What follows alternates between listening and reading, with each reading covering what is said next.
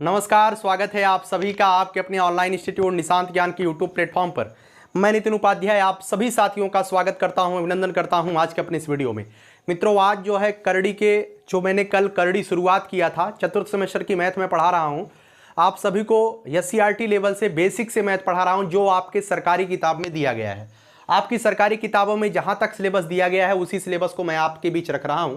आज 3-4 सवाल मैं आपको करवाने वाला हूं बिल्कुल बेसिक से, और उसके बाद जो है कल वाले जो सेगमेंट होगा, कल वाली जो क्लास होगी उसमें पूरा करणी जो है, जो आपकी SCERT के सवाल हैं मैं आपको बता दूंगा। ठीक है, देखिए मित्रों, कुछ घातांक के नियम होते हैं जो कि पहले मतलब प्रीवियस जो सेमेस्टर हैं उसमें आपने पढ़ लिया है। जैसे a की पावर m इंटू a की पावर n, मैंने बताया था कि यदि आधार बराबर होती हैं, आधार अगर बराबर है तो उसके घाते गुणा में क्या होती है, जुड़ जाती है।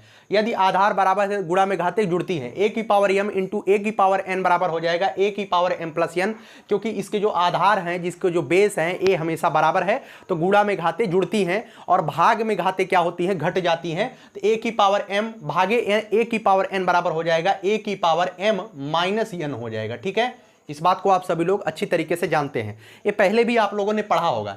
a की पावर m पूरे की पावर n लगा रहे तो इसका मतलब होता है m और n का आपस में क्या होता है, मल्टीप्लीकेशन हो जाता है, तो a की पावर m इंटू n हो जाता है। इतना तो आप सभी लोग जानते हैं। a b अर्थात a गुणे b, a b का मतलब है जैसे 5 गुणे 4 की पावर 3 दिया गया, तो इसका मतलब क्या दिया गया है, इसका मतलब है 5 की पावर 3, इसका मतलब है 5 की पावर 3 गुणे 4 की पावर 3 दिया गया है। इस फार्मूले का मतलब यही है, a गुणे b की पावर n अगर दिया गया है, इसका मतलब है कि a की पावर n गुणे b की पावर n, अर्थात अगर 5 गुणे 4 की पावर 3 दिया गया है तो अर्थात हम इसे अलग अलग करके लिख सकते हैं 5 की पावर 3 गुणे 4 की पावर 3। ठीक है, आगे मैं बात करता हूं मित्रों, a बटे b की पावर n, a बटे b की पावर n अगर लिखा गया है तो हम अलग अलग दोनों की घात n कर सकते हैं, अर्थात a की पावर n ऊपर लिख देंगे, b की पावर n नीचे लिख देंगे। जैसे 5 बटे 4 की पावर 3 लिखा गया है तो इसका मतलब है हम लिख सकते हैं 5 की पावर 3 बटे 4 की पावर 3। कोई दिक्कत नहीं है, कोई परेशानी, ये दोनों आपस में बराबर हैं। ठीक है, आगे बताएं, a की पावर 0, किसी भी संख्या की घात अगर 0 हो जाती है मित्रों उसका मान हमेशा 1 आता है। ठीक है, कितना आता है, 1 आता है। चलिए, घातांक के नियम आपने जान लिए, अब आइए करणी के नियम हम आपको बता देते हैं। बहुत आसान है, कोई दिक्कत आपको नहीं होने वाली है, बहुत धीरे धीरे समझिएगा।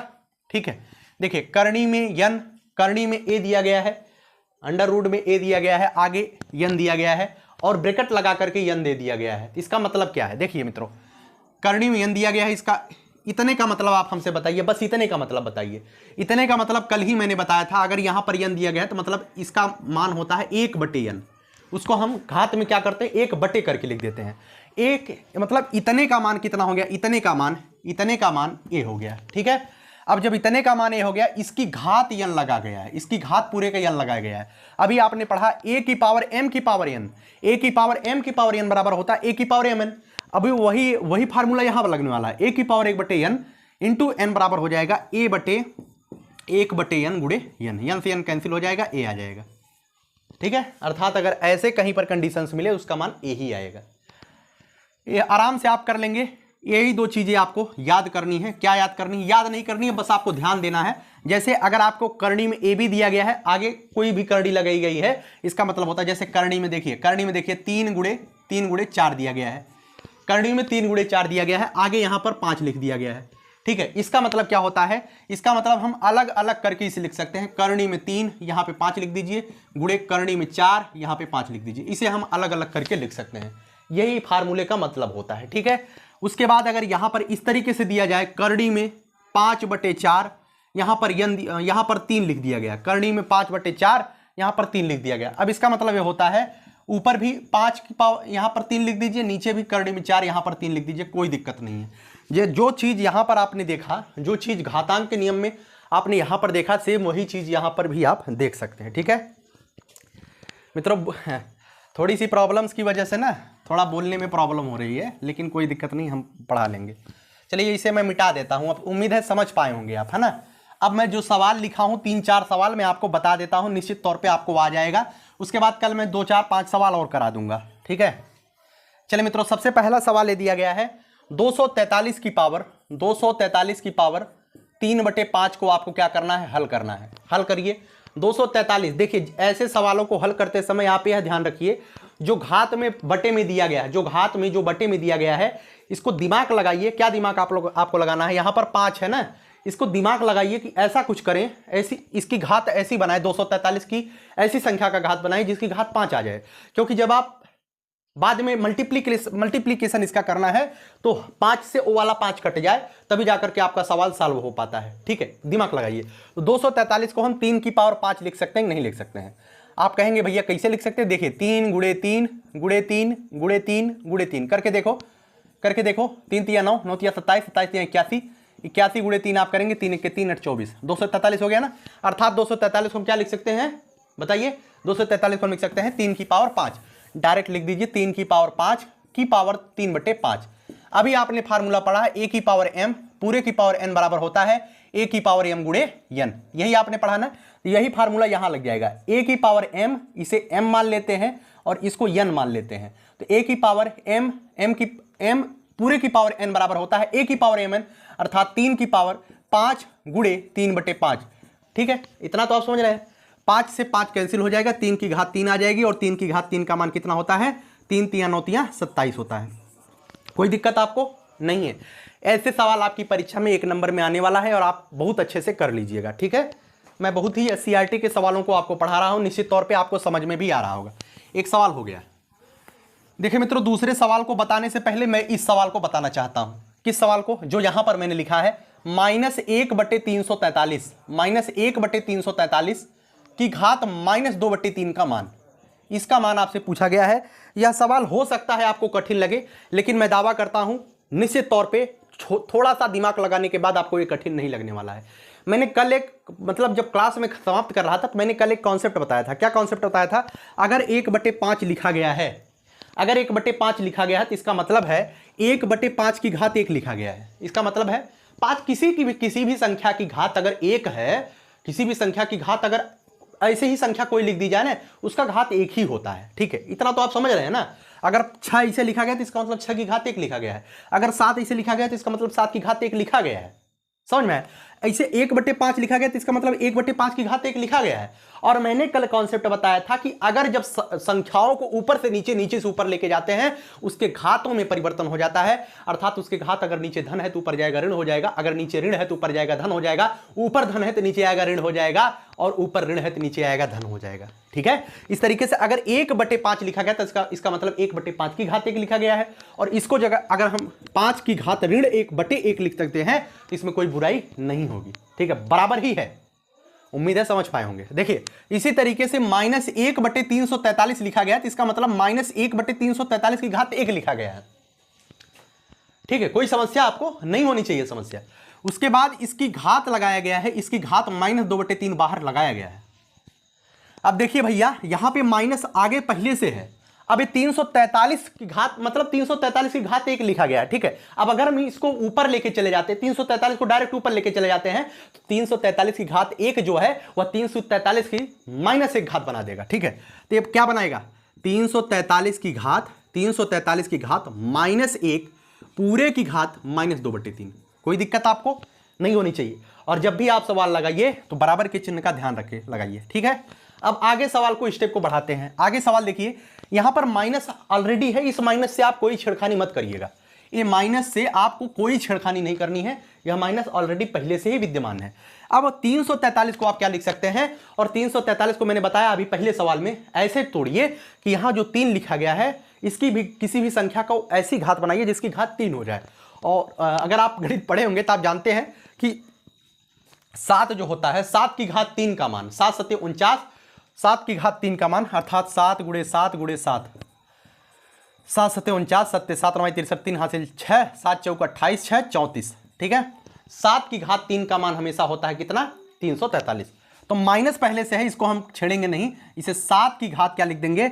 7 की घात 3 लिख देंगे। ठीक है, 3 लिख देंगे। इसकी घात चढ़ा देंगे, इसकी घात चढ़ा देंगे -1, और इस पूरे की घात -2/3 है। कोई छेड़खानी नहीं करनी है, बस वैसे ही कर देना है। अब देखिए यहां पर क्या हो जाएगा? माइनस पहले से है। अब यहां पर देखिए 7 की घात मतलब a की पावर m की पावर n बराबर हो जाता है a की पावर mn, होता है कि नहीं होता है? तो 7 की पावर 3 का गुणा -1 में करेंगे, 3 का गुणा जब -1 में करेंगे, 3 गुणे -1 बराबर क्या हो जाएगा, 3 1 के 3, अगर इसके सामने प्लस है प्लस गुणे माइनस, प्लस और चिन्ह का भी गुणा हो रहा है ना, तो प्लस और माइनस का गुणा माइनस हो जाता है, समझते हैं ना। देख लीजिएगा, माइनस गुणे माइनस बराबर धन होता है हमेशा, धन गुणे धन, एक चीज ध्यान रखिएगा, धन गुणे धन बराबर हमेशा धनात्मक होगा, ठीक है। ऋण गुणे ऋण, धन गुणे धन, दोनों का गुणा जो होता है धनात्मक आता है, लेकिन ऋण गुणे धन बराबर ऋण होता है और ऋण धन गुणे ऋण बराबर ऋण होता है। अर्थात मैंने क्या बताया, अर्थात मतलब मैंने बताया कि धनात्मक सजातीय संख्याओं का जो गुणा होता है हमेशा धनात्मक होता है, विजातीय चिन्हों का गुणा हमेशा ऋणात्मक होता है। इसी तरीके से 7 की घात -3 हो जाएगा, पूरे की घात -2/3 चढ़ाया गया है, ठीक है। समझ में आया ना, कोई समस्या आपको नहीं होनी चाहिए। आगे देखिए, सवाल को हम आगे बढ़ाते हैं। यहां पर देखिए -7 माइनस ऐसे लिखा गया है, माइनस ऐसे लिखा गया, माइनस से कोई दिक्कत आपको परेशानी नहीं होनी चाहिए। माइनस ऐसे लिखा गया 7 की पावर, अब 7 की पावर -3 गुणे, अब ये अंदर चला आएगा -2/3, a की पावर m की पावर n हो जाएगा, तो 7 गुणे -3 गुणे -2/3 हो जाएगा, ठीक है, हो जाएगा भैया। अभी तो आपने पढ़ा ना, तो 3 से 3 कैंसिल हो जाएगा, 3 से 3 कैंसिल हो जाएगा। अब देखिए क्या हो जाएगा, -7, ये माइनस पहले से है, माइनस से कोई दिक्कत आपको नहीं होनी चाहिए।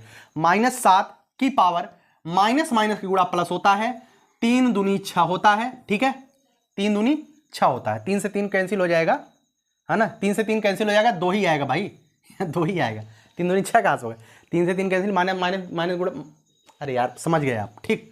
तो 7 की पावर 2 का मान कितना हो जाएगा, देखिए माइनस यहां पहले से है, माइनस यहां पहले से है, माइनस से आपको कोई लेना देना नहीं है, इस 7 की पावर केवल 2 लगाया गया है, 7 की पावर 2 जो आप करेंगे 7 7 49 हो जाएगा, -49 हो गया। और -49 का मतलब है कि -49 की पावर, इसका मतलब है -49 की पावर 1 लिखा गया है। और मैंने अभी बताया कि जब माइनस की संख्या को, मतलब -49 की पावर 1 लिखा गया है, इसका मतलब हम इसको नीचे पहुंचा देते हैं, नीचे पहुंचा देंगे, क्या हो जाएगा, 1/49 हो जाएगा, ठीक है, कोई दिक्कत आपको नहीं होनी चाहिए। समझ में आया ना। चलिए अगले सवाल की तरफ चलते हैं। अगला सवाल आप अच्छी तरीके से समझ जाइएगा तो निश्चित तौर पे आपको आ जाएगा। देखिए देखिए, जैसे एक सवाल लिखा गया है, √3 की घात 5 गुणे 9 की घात 2 बराबर 3 की पावर n गुणे 3 √3 में n का मान आपसे पूछा है, में n का मान आपसे पूछा। सवाल हल करना प्रारंभ करिए। सवाल को हल करते समय ध्यान रखिए, ऐसे सवालों में हमेशा आधार को बराबर करते हैं। क्या करते हैं, आधार को बराबर करते हैं। तो 3 की पावर √3 लिखा गया, तो इसका मतलब 3 की पावर 1/2 लिखा गया है। पूरे की पावर कितना लिखा गया है, पूरे की पावर 5 है। इसे 9 को हम लिख सकते हैं 3 की पावर 2 पूरे की पावर 2, ठीक है। यहाँ पर लिख सकते हैं 3 की पावर n गुणे, ये 3√3 लिखा गया, तो इसका मतलब देखिए करड़ी में नहीं है, अगर इस तरीके से लिखा गया होता इसका मतलब 3 की घात 1/3 थी, लेकिन 3√3 लिखा गया, तो इसका मतलब है 3 गुणे √3 लिखा गया है, 3 गुणे √3 लिखा गया है, ठीक है। इसी तरीके से 3 हो जाएगा, 3 की पावर n हो जाएगा गुणे 3 की पावर 1/2। अब सवाल हल हो गया आपका, हल हो गया। यहां पर देखिए a की पावर m इंटू n बराबर a की power m/n, m into n, तो हो जाएगा 3 की पावर गुणा करेंगे तो 5/2 आ जाएगा, गुणे 3 की पावर 4 बराबर 3 की पावर n गुणे 3 की पावर 1 गुणे 3 की पावर 1/2। अब देखिए यहाँ पर भी आधार बराबर है, यहाँ पर भी आधार बराबर है। जब आधार बराबर होते हैं तो क्या होते हैं, गुणा में घातें जुड़ती हैं, तो यहाँ पर घातें जोड़ दीजिए। यहाँ पर मैं इसे मिटा देता हूँ, ये वाली सवाल। यहाँ पर हो जाएगा 3 की पावर 5/2 धन 4 आप कर दीजिए, 5/2 धन 4, 5 1 के 5/2। यहाँ पर आप या तो आप यहाँ पर गुणा कर लीजिएगा, जोड़ लीजिएगा, या तो मैं बगल में जोड़ के दिखाता हूँ, आप नीचे जोड़ लीजिएगा। मेरे पास जगह नहीं, इस वजह से नहीं जोड़ रहा हूँ। तो 5 1 के 5 धन 2 चौका 8/2, तो 5/8 2 10/2, ठीक है, यही होगा ना। 5 1 के 5 2 चौका 8, 8 5 13 होता है भाई, 8 5 13/2। 3 की घात 13/2, 3 की घात 13/2 बराबर 3 की पावर 1/2 धन 1, 1/2 धन 1। इसको जोड़ेंगे क्या होगा, 1/2 और 1 को जोड़ेंगे, यन बाद में रखेंगे, तो 2 1 के 2, मैं आपको जोड़ना केवल दिखा रहा, 2 1 के 2 1 3/2 होता है, ठीक है। ठीक है। यहाँ कितना हो जाएगा 3 की पावर, क्योंकि देखिए अब यन नहीं जोड़ सकते इसमें, क्योंकि सजातीय विजातीय अंक में जुड़ता है और बीज बीज में जुड़ता है। हम यन को डायरेक्ट नहीं जोड़ सकते हैं ना, इस वजह से यन को अलग रखेंगे। तो 3 की पावर कितना हो जाएगा 3/2, 3 की पावर 3/2 धन यन हो जाएगा। ठीक है। अब देखिए यहाँ पर भी आधार यन है, यहाँ पर भी आधार यन है। अब आगे क्या करेंगे, आगे यही करेंगे, लिख देंगे आधार बराबर है, आधार बराबर है, आधार बराबर है, इसलिए आधार बराबर है, इसलिए घातों की तुलना करने पर, घातों की तुलना करने पर, घातों की तुलना करने पर, घातों की तुलना आप कर दीजिए। घातों की तुलना करेंगे तो यहाँ है 13/2 और बाबू यहाँ पर क्या है 3/2 धन यन। ठीक है। एन की वैल्यू कितनी हो जाएगी, यहाँ पर यन ऐसे ही रहने दीजिए, यन यहीं पर मान लीजिए, मैं यन को इधर लिख रहा हूँ, आपको दिमाग लीजिए, मैं यन को एक दफ़ा यहाँ ही लिख देता हूँ, यन को मैं यही रहने देता हूँ। और 13/2 यहाँ पर ऑलरेडी है, बीज बीज एक तरफ, अंक अंक एक तरफ, पक्षांतर में यही होता है।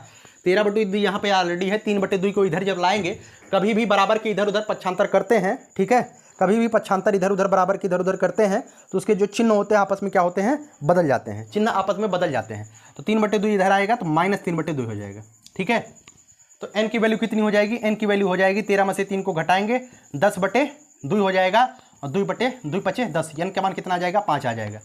कोई दिक्कत आपको नहीं है। ठीक है। मैं अभी एक दिमाग में सोच रहा था कि आपको एक भ्रम हो गया होगा, -49 को मैंने 1/49 कैसे लिख दिया। ठीक है। ये लिख सकते हैं, ये लिख सकते हैं, बस इतना जानिए। -50 को आप 1/50 लिख सकते हैं। अब कुछ लोग कहेंगे भैया कैसे लिख सकते हैं, देखो भैया -50 को 1/50 कैसे लिख सकते हैं, देख लीजिए। देखिए 50 की घात, इसे क्या क्या आप लिख सकते हैं, ऋण 1 लिख सकते हैं। 50 की घात ऋण 1 से अभी मैंने समझाया, -50 को 1/50 कैसे लिख सकते हैं। 1/50 को 50 की घात ऋण 1 लिख सकते हैं, नहीं लिख सकते। आप कहेंगे भैया लिख सकते हैं, ठीक है। और 50 की घात ऋण 1 का मान अगर आपसे कहूं क्या होगा, 1 की घात ऋण 1 का मान क्या होगा, आप बता ले जाएंगे ना, गुणा होगा, ऋण आगे आ जाएगा। एक बार गुणा कर दे यार, ऋण आगे आ जाएगा भाई, क्या बताएं आपको। ठीक है। ऋण 50 हो जाएगा। अगर 5 की घात ऋण 2 मैंने कहा इसका मान कितना होगा, तो आप क्या करेंगे, इसका मतलब है 5 की घात ऋण 2 है, 5 की घात ऋण 2 है, इसका मान कितना हो जाएगा 1/5 की घात 2 हो जाएगा, 1/25 हो जाएगा इसका मान। ठीक है। अब 5 की घात ऋण 2 का मतलब आप बाद में बताऊंगा, समझ गए हैं, मुझे पता है कि आपको समझ में आ गया है। ठीक है। चलिए अगला सवाल मैं आपको देता हूं, ये सवाल आप करिएगा, आप मैं हिंट दे देता हूं इस सवाल पर, तीसरे सवाल पर। ठीक है।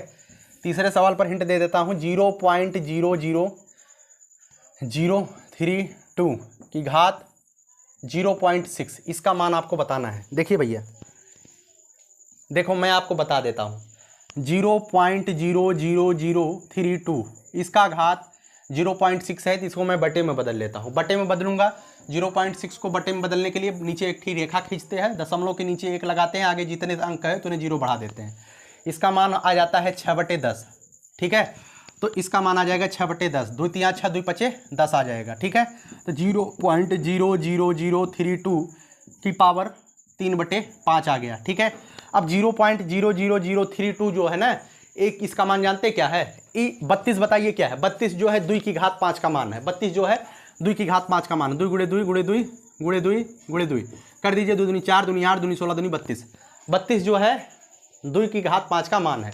अब इसमें लिखा है 1 2 3 4 5 अंक के बाद दशमलव लगा है, अगर 0.2 कर देंगे, इसका मतलब है 5 अंक के बाद दशमलव लग जाएगा, अर्थात ये क्या है, अर्थात 0.2 की घात 5 इसका मान है 0.00032 और इसका पूरे का बटा है 3/5। ठीक है। 0.2 की पावर 5 गुणे 3/5 हो जाएगा, 5 से 5 कैंसिल हो जाएगा, इसका मान आ जाएगा 0.2 की पावर 3 और 0.2 की पावर 3 का मान कितना आएगा आप करके बताइए, 0.2 गुणे 0.2 गुणे 0.2, ठीक है, गुणे 0.2 करिए, 2 दूनी 4 दूनी 8 तो आएगा, 3 अंक पे दशमलव लगाना है, 1 8 आपके पास है। ठीक है। एक अंक पहले से है, फिर 2 हो गया, फिर 3 हो गया, दशमलव यहाँ पे लगा दीजिए। एक ठीक दुल्हा के लिए आप 0 बढ़ा दीजिए, क्योंकि ये सुंदर लगता है, इस वजह से 0 हम बढ़ा देते हैं। ठीक है। तो 0.008 इसका मान आ जाएगा, कोई दिक्कत आपको नहीं होनी चाहिए। हमें लगता है कि आपको कोई समस्या नहीं हो रही होगी, ठीक है। और मैं अगर आपको लगता है कि आप सवाल लगा ले जाएंगे तो मैं एससीईआरटी के सवाल यहाँ पर दे देता हूँ आपको। आप एससीईआरटी के इन सवालों को वीडियो को पॉज करके लगा लीजिएगा। कुछ लोग कहेंगे भैया इसका उत्तर बता दीजिए। देखिए भाई, मैं सवालों का उत्तर जो है नहीं जान रहा हूँ, क्योंकि मैंने सवाल को लगाया नहीं है। आप अच्छे से सवाल को लगाइएगा निश्चित तौर पे, क्योंकि एससीईआरटी में उत्तरमाला भी नहीं दिया होता है। निश्चित तौर पे आप इन सवालों को अच्छे से टेकल कर पाएंगे, कोई दिक्कत आपको नहीं होगी, ठीक है। तो कैसी लगी यह वीडियो कमेंट बॉक्स में ज़रूर बताइएगा। निश्चित तौर पे यह वीडियो आपके लिए सकारात्मक ही साबित होगी, और आप सभी लोग अच्छे से पढ़ाई लिखाई करते रहिए। जितना मेरे से हो सकता है मैं आपका सहयोग करता रहूँगा, ठीक है। और जो भी आपको दिक्कत होती है कमेंट बॉक्स में आप कमेंट करिएगा। यह 8वां वीडियो था। 20 वीडियो में मैं आपका चतुर्थ सेमेस्टर समाप्त कर दूंगा। उसके बाद मैं अपने कर्तव्य से विमुक्त हो जाऊंगा। उसके बाद जो भी चीज़ें मैं बताया हूँ यूपी टेट के लिए करने के लिए करूँगा। कुछ लोग हमसे कहते रहते भैया यूपी टेट का आप नहीं करा रहे हो। देखो भाई, अभी यूपी टेट का कहीं नाम निशान नहीं है। कुछ लोग कहेंगे कि आप भी आ गए, अब पैसे पर व्यूज नहीं आएंगे तो आपका पैसा नहीं बनेगा। देखिए भाई, जब चीज़ें मार्केट मतलब जब चीज़ें रिदम में होती है ना, तभी आप सीख पाते हैं।